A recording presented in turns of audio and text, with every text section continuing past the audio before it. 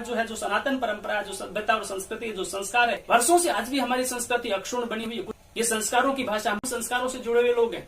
हम अपनी सभ्यता और संस्कारों को छोड़ नहीं सकते, हम अपनी संस्कृति को छोड़ नहीं सकते। विश्व में हमारी संस्कृति की पहचान रही है, प्राचीन काल से रही है और आज भी और भविष्य में भी रहेगी। एक छोटी सी वीडियो में मैं क्या सारी संस्कृत का बखान कर दूंगा? कई जन्म निकल जाएंगे मेरे और आपके, हम इस संस्कृत का बखान नहीं कर सकते। मैं तो चंद बातें आपको बता रहा हूँ। आज आप जिस प्लास्टिक सर्जरी की बात करते हैं, सुश्रुत ने तो हजारों सालों पहले कर दिया था उस प्लास्टिक सर्जरी को। जो लोग संस्कृत का विरोध करते हैं वो रस्से में सांप को समझने वाले लोग हैं। भवभूति के उत्तर रामचरितम को आप पढ़ करके देखिए, ठीक है? पत्थर भी रो पड़े थे। आत्मने प्रतिकूलानि परे सामने समाश्रित, अपनी आत्मा के विपरीत दूसरों के साथ आचरण मत करो। अयम निज परोवेति गणनाम लघु चेतसाम उदार चरिता नाम तो वसुधैव कुटुंबकम। नमस्कार साथियों, मैं डॉक्टर करतार सिंह संस्कृत परंपरा में आपका हार्दिक अभिनंदन करता हूं, हृदय से स्वागत करता हूं, आभार व्यक्त करता हूं मेरे साथ जुड़ने के लिए। मुद्दे की बात करते हैं। सीधे शब्दों में लोगों ने कहा कि संस्कृत को हटा देना चाहिए, संस्कृत अब इसकी आवश्यकता नहीं रही है। जितने भी संस्कृत के ग्रंथ थे उनका अन्य भाषाओं में अनुवाद हो चुका है, ठीक है? इसलिए मेरे ख्याल में संस्कृत का औचित्य नहीं है। लोगों ने ऐसा कह दिया तो मैं उनको बता देना चाहता हूं कि भाई पहली बात तो ये है कि आप यदि संस्कृत को हटाएंगे तो संस्कृत के साथ साथ समाज के कौन से रूप को हटाएंगे? आपका तो पूरा समाज अस्त व्यस्त हो जाएगा संस्कृत के बिना। किस किस चीज को हटाएंगे आप? आपने तो सिर्फ एक छोटी सी बात कह दी कि संस्कृत को हटा दीजिए। आप किसको हटाएंगे? वेदों को हटा देंगे? 4 वेदों को हटा देंगे? ऋग्वेद जो सारे विश्व की सबसे प्राचीन पुस्तक है उसको आप हटा देंगे? उसमें जो ज्ञान भरा पड़ा उसका विषय ही ज्ञान है, शायद आपको नहीं पता, उसको हटा देंगे? और हटाएंगे तो कौन कौन से ज्ञान को हटाएंगे? कितनी चीजों को हटाएंगे? अथाह सागर है उसका ज्ञान, ठीक है? यजुर्वेद को हटा देंगे, उसमें जितने सूक्त है उन सारे के सारे सूत्रों को हटा देंगे। जिस प्रकार की परंपरा है उस परंपरा को हटा देंगे। सामवेद की पूरी म्यूजिक की परंपरा को हटा देंगे। यदि सामवेद चला गया तो आपका पूरे का पूरा सिस्टम खत्म हो जाएगा, ठीक है? आपकी जो संगीत की परंपरा है वो उसका दी एंड हो जाएगा। किसको हटाएंगे? अथर्ववेद को हटा देंगे। धरती का वेद है, भूमि से जुड़ा हुआ वेद है, हटा देंगे आप इसको, ठीक है? और यदि आप हटा देंगे तो फिर कहां से लेकर के आएंगे माता भूमि पुत्र एवं पृथ्वी? इस परंपरा को कहां से लेकर के आएंगे? पता है आपको? आपने तो कह दिया कि संस्कृत की जितनी भी पुस्तकें थी उनका हिंदी में अनुवाद हो गया, अन्य भाषाओं में वो कन्वर्ट हो गई, अन्य भाषाओं में उनका अनुवाद हो चुका है। जानते हैं आप सारी की सारी संस्कृत की पुस्तकों के नाम, संस्कृत के आचार्यों के नाम जानते हैं आप? मैं सीधा सवाल कर रहा हूं लोगों से जो संस्कृत पर आवाज उठाते हैं, संस्कृत पर उंगली उठाते हैं। जानते हो आप? आपको तो ये भी नहीं पता होगा 4 वेदों का क्रम कौन सा है। आपको तो ये भी नहीं पता होगा कि 4 वेदों के साथ साथ उपवेद कौन से होते हैं। कभी आयुर्वेद का नाम सुना आपने? कभी धनुर्वेद का नाम सुना है? कभी गंधर्व वेद का नाम सुना है? चर्चा करना चौथे वेद की, मैं कौन से की बात कर रहा हूं, उपवेदों की। हटा दिया आपने, कोई बात नहीं, हटा देंगे आप उसके बाद में। 4 वेदों के बाद में 6 वेदांगों में से किस किस को हटाएंगे आप? शिक्षा, कल्प, निरुक्त, व्याकरण, ज्योतिष, छंद, किसको हटा देंगे आप? शिक्षा हटा दी तो आपके जीवन में क्या बच जाएगा? शिक्षा का पूरा जो ढांचा वहां पर स्वरूप तैयार किया गया उसमें क्या बचेगा आपके पास में? हटा देंगे आप शिक्षा को। ज्यादा शिक्षा की ग्रंथ की तो बात छोड़ो, आप नहीं समझ में आएगी आपके। संस्कृत की परंपरा के आप लोग नहीं है, क्योंकि अगर इस तरह की बातें कर रहे हैं तो मुझे पता है कि संस्कृत आपकी समझ में आने वाली नहीं है। आप एक बार पाणिनीय शिक्षा को पढ़ करके देखना, पता चलेगा पाणिनीय शिक्षा को पढ़ने के बाद में कि शिक्षा क्या है, शिक्षा ग्रंथ क्या है, वेदांग क्या है, ठीक है? शिक्षा का स्वरूप क्या है, ये आपको पता चल जाएगा। तो किस किस को हटाएंगे आप? निरुक्त को हटा देंगे। निरुक्त का नाम सुना है आपने? कल्प की मैं बात नहीं कर रहा, चलो शिक्षा, कल्प, निरुक्त, व्याकरण, ज्योतिष, छंद, 6 वेदांगों की मैंने बात की, आपको 2 नाम भी नहीं पता होगा यहाँ पर, ठीक है? कल्पों को हटा करके आप सारे के सारे सूत्र परंपरा को हटा देंगे। निरुक्त का नाम सुना है? नहीं सुना है तो मैं बताता हूं आपको। संस्कृत वाले जानते हैं, आप नहीं जानते तो आपके लिए बना रहा हूं ये वीडियो में। सुने आप मेरी बात को। आचार्य व्यास का निरुक्त है। आपको तो ये भी नहीं पता होगा कि निरुक्त होता क्या है। आपको तो ये भी नहीं पता होगा कि शब्दों के नाम क्या है, किस लिए आधार पर लिखा गया है। आपने सुन लिया कि वो आचार्य, आपको पता है आचार्य क्या होता है? पता है क्या आपको? आचार्य आचार्य गृह्यति, आचार्य वो होता है जो आचरण को ग्रहण करता है, इसलिए हम उसको आचार्य कहते हैं। मैं आपसे पूछूं कि आप अग्नि को अग्नि क्यों कहते हैं, तो आप बता देंगे? आपके पास जवाब है? नहीं, नहीं है आपके पास जवाब। हमारी संस्कृत के पास इस बात का जवाब है। हम पता है अग्नि क्यों कहा जाता है। इसका निर्वचन आपको यास के निरुक्त में मिलेगा। अग्निर्भवति अग्नि, सबसे पहले होती है वो, सबसे पहले उसका आगमन होता है किसी भी चीज में, सबसे पहले उसको स्वीकार किया जाता है, उसका पूजा पाठ किया जाता है, उसको प्रज्वलित किया जाता है। चूंकि वो अग्रणी होती है इसलिए हम उसको अग्नि कहते हैं। आचार्य को आचार्य क्यों कहा, अग्नि को अग्नि क्यों कहा गया, जल को जल क्यों कहा गया, पिता को पिता क्यों कहा गया, माता क्यों कहा गया माता को आकाश क्यों कहा गया, शाखा को शाखा क्यों कहा? ये सारी की सारी चीजों का प्रावधान हमारी परंपरा में है। कहां बात कर रहे हैं आप? आपने तो हटा दिया, उसको हटा दो। मैं तो सिर्फ एक निरुक्त की बात कर रहा हूं, वेदांगों में से, 6 वेदांगों में से। व्याकरण की बात करेंगे, व्याकरण में किस किस को हटा देंगे आप? पाणिनि व्याकरण को हटा देंगे। अष्टाध्यायी को हटा देंगे आप? दुनिया की सबसे वैज्ञानिक भाषा, दुनिया का सबसे वैज्ञानिक व्याकरण, विश्व की सारी भाषाओं पर हमने रिसर्च किया, विद्वानों ने रिसर्च किया, वैज्ञानिकों ने रिसर्च किया, लेकिन अंत में पाणिनि व्याकरण को या फिर संस्कृत व्याकरण को सबसे बेस्ट उन्होंने स्वीकार किया। चाहे आप कोडिंग के मामले में ले लीजिए, चाहे आप रिसर्च के मामले में ले लीजिए, चाहे आप संक्षिप्तीकरण के मामले में ले लीजिए, किसी भी मामले में ले लीजिए, ठीक है। एक एक आधे आधे पेज के जो वाक्यों को संस्कृत केवल एक वाक्य में समेट देता है, वो पूरी संस्कृत व्याकरण को 14 माहेश्वर सूत्रों में हमने समाहित कर दिया। अष्टाध्यायी का नाम तो सुना होगा आपने। इससे बढ़िया कोडिंग कहीं हो ही नहीं सकती। नासा ने इस बात को स्वीकार किया, भली बात ही जानते हैं, मैं कोई नई बात नहीं बता रहा हूं। नासा ने इस बात को स्वीकार किया कि विश्व की सबसे वैज्ञानिक भाषा यदि है तो वो संस्कृत है। स्पेस की बातें आपने सुनोगी, जब वो स्पेस में अपने मैसेज भेजते थे अन्य भाषाओं में वो इधर उधर हो जाते थे, लेकिन संस्कृत सबसे वैज्ञानिक भाषा है, क्योंकि यहाँ सब्जेक्ट ऑब्जेक्ट का कोई फर्क नहीं होता, कर्ता कर्म का कोई फर्क नहीं होता, इसलिए हमारा अर्थ ही रहा और बाकी भाषाओं के अर्थ अनर्थ हो गए, इसलिए इसको स्वीकार किया। और अब छठी और सातवीं जनरेशन के जो कंप्यूटर आ रहे हैं वो संस्कृत बेस होंगे सारे के सारे, अभी आने वाले हैं वो 2034 तक आ जाएंगे, रोकना उनको। यदि आप संस्कृत का विरोध करते हैं ना तो रोक लेना, अभी आ रहे हैं वो संस्कृत के कंप्यूटर, और देखना फिर संस्कृत वालों की क्या स्थिति होती है, संस्कृत की क्या स्थिति होती है। पुनः एक बार हम विश्व गुरु की उपाधि को प्राप्त करते हैं या नहीं कर पाते, देखना आप भी यही और हम भी यही हैं। तो आप कहां तक रोक पाएंगे इनको?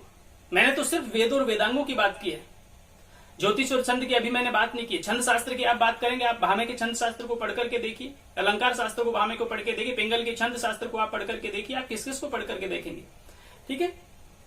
ज्योतिष की बात है, ज्योतिष में आप किसके सिद्धांत को हटा देंगे? भाई कौन से सिद्धांत को हटाएंगे ज्योतिष में? आप मुझे बताइए तो सही। आप लग्धाचार्य के सिद्धांत को हटा देंगे, आप वराहमिहिर के सिद्धांत को हटा देंगे, आप ब्रह्मगुप्त के सिद्धांत को हटा देंगे, आप आर्यभट्ट के सिद्धांत को हटा देंगे, आप शून्य को नकार देंगे, आप किसको नकारेंगे? कौन सा ऐसा फील्ड है जिसमें हमने काम नहीं किया?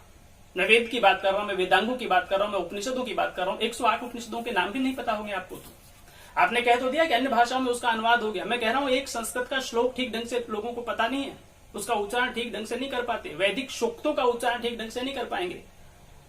सूक्त होते क्या ये नहीं पता आपको, तो ये भी नहीं पता होगा कि ऋग्वेद का पहला देवता कौन सा है, ठीक है। सूक्तों का उच्चारण करना तो दूर की बात है।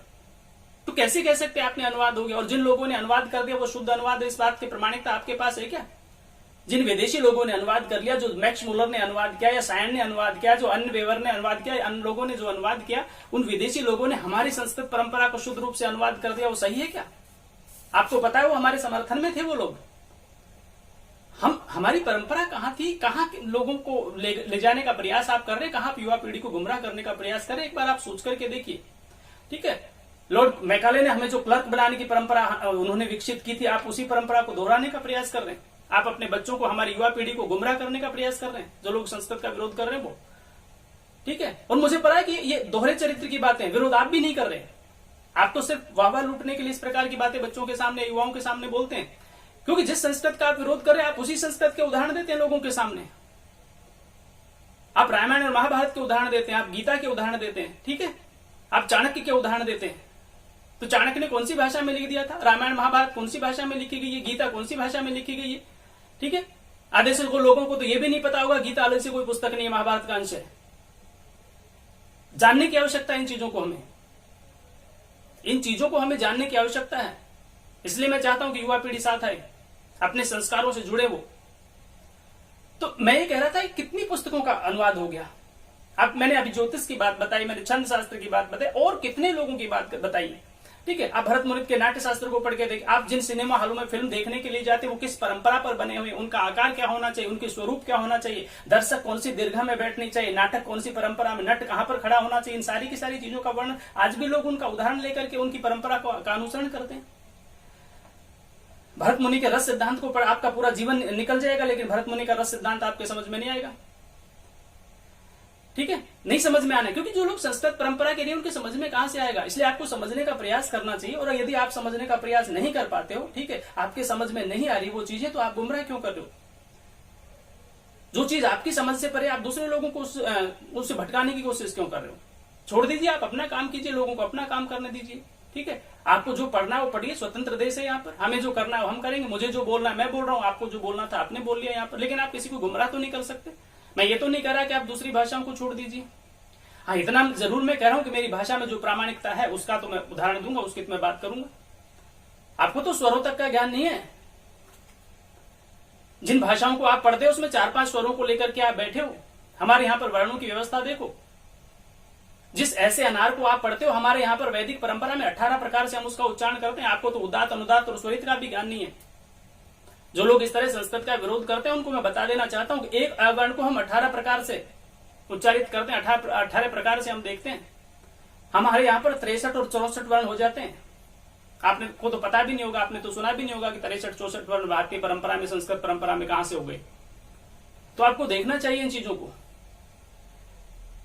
मैंने वेदों की बात की, मैंने वेदांगों की बात की, मैं उपनिषदों की बात कर रहा हूं। 108 उपनिषदों में कौन कौन सी उपनिषद को हटा देंगे आप? सारी उपनिषद को हटा देंगे, ठीक है। कहीं न कहीं किसी किसी परंपरा के तो होंगे, शैव परंपरा के रहेंगे, शिव पुराण की बात करेंगे आप, अन्य उपनिषदों की बात करेंगे आप, अन्य पुराणों की बात करेंगे, किसको हटाएंगे आप? और यदि आप उपनिषद परंपरा को हटा देंगे सारे के सारा, तो आपका समाज जो है, जो सनातन परंपरा, जो सभ्यता और संस्कृति, जो संस्कार है, वो कहीं न कहीं दूसरी दिशा में चले जाएंगे। भटकाने की कोशिश न करे युवा पीढ़ी को, ठीक है। पहले भी लोगों ने कई बार प्रयास किया। मुझे पता है कि आप जैसे लोगों के कहने से कुछ नहीं होने वाला, लेकिन उसके बावजूद भी आप भटकाने का प्रयास क्यों कर रहे हैं? पहले भी लोगों ने इस प्रकार का प्रयास किया हम लोगों को भटकाने का, ठीक है। हमारे तक्षशिला और नालंदा जैसे जो विश्वविद्यालय थे, जो शिक्षा के बड़े केंद्र थे, उन्होंने विदेशियों ने उनके ऊपर आक्रमण किया, उनकी पुस्तकों को जलाने का प्रयास किया। कुछ हद तक वो कामयाब भी हुए, लेकिन हमारी विरासत को कौन समाप्त कर देगा, ठीक है। वर्षों से आज भी हमारी संस्कृति अक्षुण्ण बनी हुई है। कुछ तो बात रही होगी ना हमारी संस्कृति में। हम कोई नहीं मिटा सकता हमारी सभ्यता और संस्कृति को। ये संस्कारों की भाषा, हमारे संस्कार जो है वो मतलब कांच के बर्तन नहीं कि ऊपर से गिरे, टुकड़े टुकड़े होकर के बिखर गए। हमारी सभ्यता और संस्कृति, हमारे संस्कार जो है वो पीतल और कांसे के बर्तनों के समान है। उनके ऊपर थोड़ी धूल जम सकती है, ठीक है। जमीन पर गिरेंगे तो उनमें मोच नहीं आएगी, पक्की फर्श पर गिरेंगे तो टनकार की आवाज आएगी, टूटने वाले नहीं है वो। उनमें हल्की सी खरोच भी नहीं आएगी। आप तो संस्कारों को तोड़ने की बात करते हो, मैं कह रहा हूं हल्की सी खरोच भी नहीं आएगी, कुछ नहीं होने वाला। हल्की सी धूल जम जाएगी, एक बार उसको पॉलिश के वापस से पहले से ज्यादा चमक करके आएंगे। ये मेरी युवा पीढ़ी है मेरे देश की। कहां ले जाने का प्रयास कर रहे हो? मैं उस परंपरा से आता हूं जहां पर स्वामी विवेकानंद की परंपरा रही है, ठीक है, जिन्होंने पूरे विश्व की दिशा मोड़ दी थी। विश्व धर्म सम्मेलन में भूला नहीं होगा ये देश, ये दुनिया। कहां ले जाएंगे हमारी युवा पीढ़ी को? आप नहीं गुमराह कर सकते इस तरह से। बस इनको ज्ञान देने की आवश्यकता है, इनको दिशा देने की आवश्यकता है। अगर एक बार ये दिशा में चले गए ना युवा पीढ़ी यहाँ पर, ठीक है, तो सारा समाज इनके पीछे चलेगा। इस तरह के लोग हैं मेरे देश के युवा। इनको भटकाने का प्रयास न करें, और ये भटकने वाले नहीं है। बस इनको थोड़ा मार्गदर्शन देने की आवश्यकता है, थोड़ा इनको रास्ता दिखाने की आवश्यकता है। इनको पथ प्रदर्शक चाहिए। ये समाज की चकाचौंध में अलग दिशाओं का अनुसरण कर लेते हैं। तो इसलिए मैं कह रहा हूं कि आप मैं किस किस के उदाहरण दूं? मैं उपनिषदों की बात करूं, मैं पुराणों की बात करूं। 18 पुराणों में से कौन सी पुराण को छोड़ दोगे? किसी भी भगवान के भक्त तो आप भी रहे होंगे, किसी भी धर्म को मानने वाले आप भी रहे होंगे। आपने भी तो कोई न कोई किसी न किसी चीज की देवी देवता की पूजा की होगी। कौन से पुराण को छोड़ देंगे आप? शिव पुराण को छोड़ देंगे, गरुड़ पुराण को छोड़ देंगे, अन्य पुराणों 18 पुराणों में से किसको छोड़ देंगे? चलो सबको छोड़ दो। गरुड़ पुराण भारतीय परंपरा में कौन छुड़वाएगा? भारत की सनातन परंपरा में गरुड़ पुराण को कौन छुड़वाएगा? मृत्यु के बाद तक चलती है गरुड़ पुराण, कौन छुड़वाएगा इसको? है किसी में हिम्मत इसको रोक ले? नहीं रोकने वाले, क्योंकि हम अपने, अभी मैंने बताया, हम संस्कारों से जुड़े हुए लोग हैं। हम अपनी सभ्यता और संस्कारों को छोड़ नहीं सकते, हम अपनी संस्कृति को छोड़ नहीं सकते। विश्व में हमारी संस्कृति की पहचान रही है, प्राचीन काल से रही है, और आज भी और भविष्य में भी रहेगी। कौन छुड़वा देगा हमारे संस्कारों को? अरे जन्म से पहले से लेकर मृत्यु के बाद तक ये उपनिषद और पुराण हमें लेकर के चलते, और हम इनको छोड़ ही नहीं सकते। हम नए जमाने में जा सकते हैं, नई भाषाओं को सीखना कोई बुरी बात नहीं है। संस्कृत को सीखिए, फ्रेंच को सीखिए, इंग्लिश को सीखिए, जर्मनी को सीखिए, जापानीज को सीखिए, किसी भी भाषा को सीखिए। हम इसका विरोध कहां कर रहे हैं? लेकिन जब आप इसकी तह में जाने की कोशिश करोगे तो कहीं कहीं आपको पता चलेगा कि ये तो सारी एक ही परिवार से निकली हुई भाषाएं। 97% भाषाओं पर तो अकेली संस्कृत अपना अधिकार रखती है। 102 अरब से ज्यादा शब्द है हमारी संस्कृत में, ठीक है, और वो तो वो शब्द हैं जिनका हमने अभी तक प्रयोग किया है। 102 अरब से 78 करोड़ के आसपास हमारे शब्द हैं यहाँ पर, जिनका हमने प्रयोग किया। और अभी जब 34-35 में जब हमारे कंप्यूटर आ जाएंगे संस्कृत बेस, उसके बाद क्या होगा? इतने ही शब्द और आएंगे, वैज्ञानिकों का दावा है। अथाह सागर भरा पड़ा, अथाह सागर भरा पड़ा है। 60,000 से अधिक प्रतियां जो है, पांडुलिपि जो है, मैन्युस्क्रिप्ट जो है, वो नासा के पास सुरक्षित है। नासा उनके ऊपर रिसर्च कर रहा है। न जाने कितने चमत्कार आपके सामने आएंगे, न जाने कितनी वैज्ञानिकता आपके सामने आएंगी।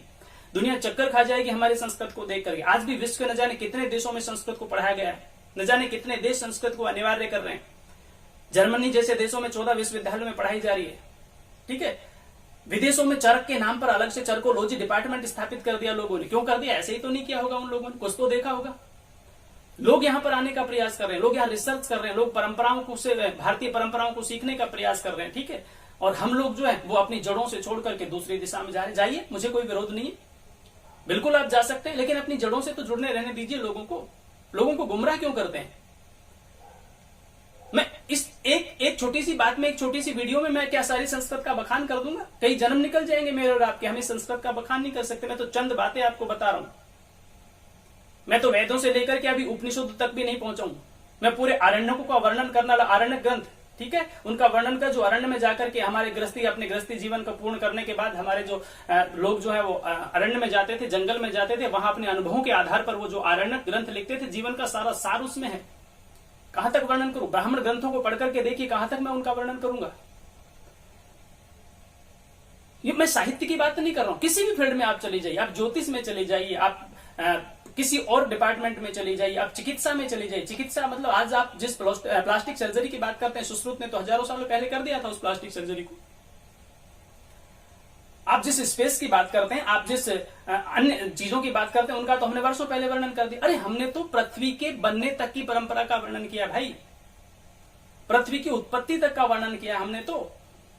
वैदिक सूक्तों में चलिए, आप हमारे पुरुष सूक्त को पढ़ करके देखिए, पृथ्वी के बनने की परिकल्पना आपको मिल जाएगी। हमारे नासदीय सूक्त को पढ़ करके देखिए, ठीक है। जिस ब्लैक होल की तुम बात करते हो, उस ब्लैक होल का वर्णन हमने नासदीय सूक्त में हजारों सालों पहले कर दिया हमारे ऋषियों ने। ये बड़े शोध के आधार पर किया था, ऐसे नहीं कर दिया उन लोगों ने। मैंने नासदीय सूक्त की बात बताई, मैंने पुरुष सूक्त की बात बताई, हिरण्यगर्भ सूक्त की बात बताई। पृथ्वी के बनने की परिकल्पना इन हिरण्यगर्भ आदि सूक्तों में मिलती है। सृष्टि प्रक्रिया को आप पढ़ करके देखिए, पंचीकरण प्रक्रिया को आप पढ़ करके देखिए। आप जिस शरीर में जिस जल तत्व की बात बताते हैं, वो सारी की सारी चीजें हमारे सारे के सारे वेदों में मिलती हैं।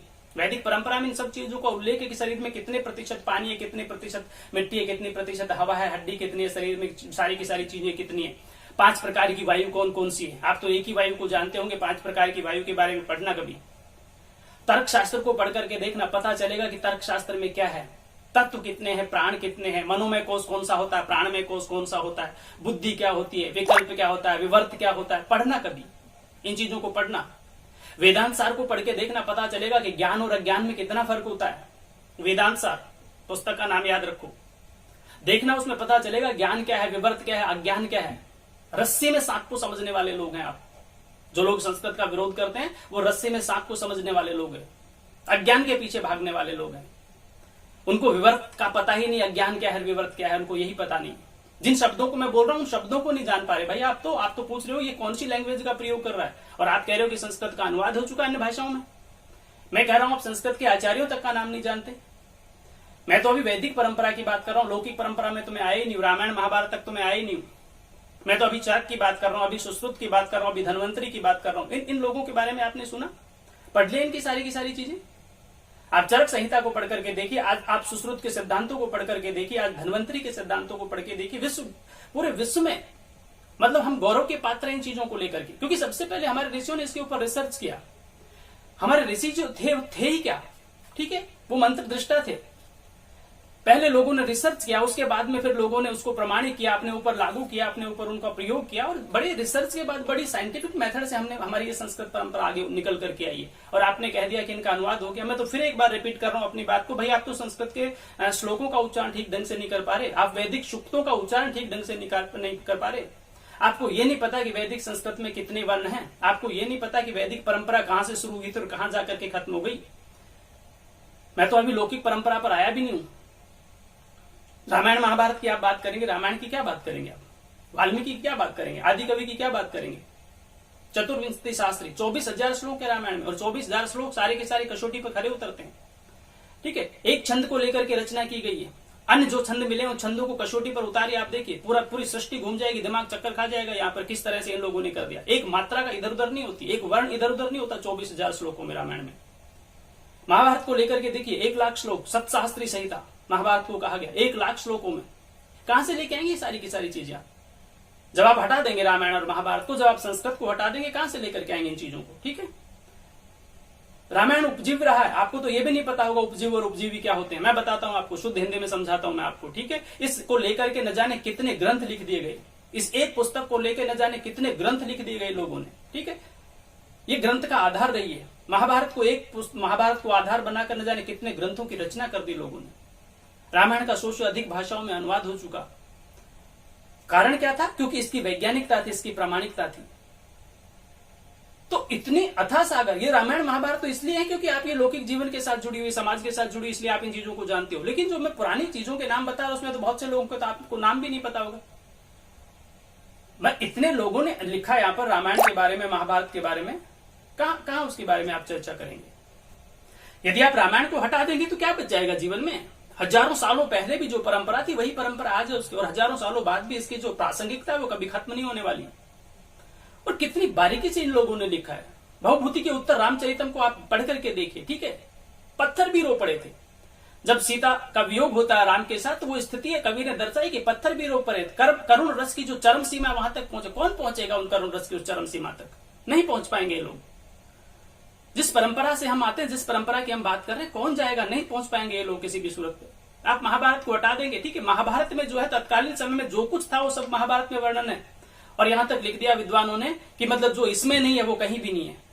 मतलब जो दुनिया में है उसका वर्णन महाभारत में है, और जो महाभारत में नहीं है वो कहीं भी नहीं है। कहां से लेके आएंगे ये परंपरा।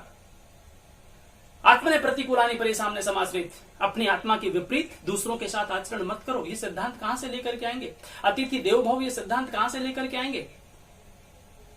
अयम निज परोवेति गणनाम लघु चेतसाम उदार चरिता नाम तो वसुधैव कुटुंबकम, कहां से लेके आएंगे। पूरी पृथ्वी वसुधा है, पूरी जो वसुधा है, पूरी पृथ्वी जो एक कुटुंब के समान, एक परिवार के समान है, कहां से लेकर के आएंगे। सुन रखा होगा आपने, ठीक है, कहां से लिया गया ये नहीं पता। अतिथि देवो भव सुन रखा होगा, कहां से लिया गया ये नहीं पता। LIC आपने करवा रखी होगी, LIC का जो उसका जो लोगो है योग क्षेम वाहम्यम, LIC के स्लोगन का अर्थ नहीं पता होगा। DD1 पर सत्यम शिवम सुंदरम देखा होगा, लिखा देखा होगा, पढ़ा होगा, लेकिन अर्थ नहीं पता होगा, कहां से लिया गया नहीं पता होगा। दूरसंचार में अहरनिश सेवा में इंस्ट्रूमेंट पे लिखा देखा होगा, लेकिन कहां से लिया गया नहीं पता होगा। तमसोमा ज्योतिर्गमय में पढ़ा होगा, लेकिन पता नहीं होगा। कितनी बातें बताऊं। सिद्धिर भौतिक कर्मजा पढ़ा होगा, लेकिन पता नहीं होगा। सुभाते पंथा पढ़ा होगा, लेकिन पता नहीं होगा कहां से लिया गया। किस किस की मैं बात करूं। चलो छोड़ दीजिए इनको, धर्मशास्त्र की बात करेंगे। मनुस्मृति पे आ जाइए, याज्ञवल्क्य स्मृति पे आ जाइए। मनुस्मृति में किस किस को आप हटा देंगे, सारी चीजों को हटा दिया आप, अपने निकाल दीजिए। 16 संस्कारों को कहां से निकाल पाएंगे आप। जब आपका जन्म नहीं होता उससे पहले 3 संस्कार हो जाते हैं। जातकर्म संस्कार चौथा संस्कार है, ठीक है। उसके बाद आपका नामकरण भी हुआ होगा, आपका मुंडन भी हुआ होगा, ठीक है। विद्यारंभ भी किया होगा आपने, पढ़ाई की शुरुआत भी की होगी, विवाह संस्कार भी हुआ होगा। सारे संस्कारों को भूल जाइए, कोई दिक्कत नहीं है। मृत्यु के बाद दाह संस्कार कौन करवाएगा। ये भी तो एक परंपरा है ना, आपके जन्म से पूर्व से लेकर आपके मृत्यु के पश्चात तक ये संस्कार चलते हैं। कौन भुलाएगा इनको, नहीं भुला पाएंगे। तर्कशास्त्र में आ जाइए, आपको एक एक चीज का अर्थ बताता है तर्कशास्त्र। अन्नम भट्ट के तर्क संग्रह को पढ़कर देखिए, केशव मिश्र की तर्क भाषा को पढ़कर के देखिए। आपने अपने जीवन में हजारों बार बोला होगा कि मैं ऐसा अनुमान लगाता हूं। आपको पता है अनुमान का अर्थ, हम बताएंगे, संस्कृत वाले बताएंगे अनुमान क्या होता है, ठीक है। संस्कृत की लैंग्वेज आपके समझ में आने वाली नहीं है, मैं शुद्ध हिंदी में बात करता हूं। अनुमान प्रत्यक्ष के बाद की स्थिति होती है, हमारे तर्क संग्रह में सिखाया जाता है, तर्क शास्त्र में सिखाया जाता है। आपको नहीं पता होगा, ठीक है। जब आप प्रत्यक्षीकरण कर लेते हैं उसके बाद की स्थिति अनुमान होती है। आप कहीं जंगल में गए और आप में मतलब आपने देखा कि मतलब आग लगी हुई है और उस आग में से धुएं निकलते हुए आपने प्रत्यक्ष किया, प्रत्यक्षीकरण किया। फिर बहुत दिनों के बाद आपको दूर से कहीं धुआं निकलता हुआ दिखाई दिया, तो आपने अनुमान लगा लिया कि निश्चित रूप से वहां पर आग लगी होगी। इसलिए अनुमान लगा लिया क्योंकि पहले आप उसका प्रत्यक्षीकरण कर चुके थे। कौन सिखाएगा ये चीजें। इसलिए मैं आपसे निवेदन करता हूं कि विरोध छोड़िए, हमारे साथ आइए, परंपरा को बचाइए, सभ्यता को बचाइए, संस्कृति को बचाइए। युवा पीढ़ी को गुमराह मत कीजिए। युवा पीढ़ी आपसे गुमराह होने वाली नहीं है। निश्चित रूप से आपको समाज के साथ आना होगा, जड़ों से जुड़ना होगा, ठीक है। दोहरा आचरण मत कीजिए और निश्चित रूप से पूरे की पूरी युवा पीढ़ी को मुख्य धारा में जुड़ने की ओर लेकर के जाइए। आप लोगों का दायित्व बनता है। अगर आपके साथ लोगों का समुदाय जुड़ा हुआ है तो ये समुदाय आपको नजरअंदाज भी कर सकता है, इसलिए उन लोगों को सद्मार्गों की ओर लेकर के जाइए। आपका दायित्व बनता है, क्योंकि जो समाज का नेता होता है वो लोगों को एक दूसरी धारा की ओर मोड़ने में सक्षम रहता है, कामयाब होता है। यदि आप अपने आप को नेता समझते हैं, उन लोगों के रोल मॉडल अपने आप को समझते हैं, तो निश्चित रूप से उनको जड़ों की ओर लौटाने का प्रयास कीजिए। फिलहाल इतना ही। आप सब लोगों का बार बार हार्दिक अभिनंदन, हृदय से आभार मेरे साथ जुड़ने के लिए। आप अपनी जड़ों से जुड़िए, अपनी सभ्यता और संस्कृति का सम्मान कीजिए, अपने संस्कारों का सम्मान कीजिए। आपके आसपास जो भी कोई आपकी क्षेत्रीय भाषाएं हैं उनका सम्मान कीजिए, लोक कलाओं का सम्मान कीजिए। मेरे साथ जुड़ने के लिए पुनः आपका एक बार हार्दिक अभिनंदन, हृदय से आभार। ईश्वर आपकी समस्त मनोकामनाएं पूर्ण करें। जय तु संस्कृतम, जय तु भारतम।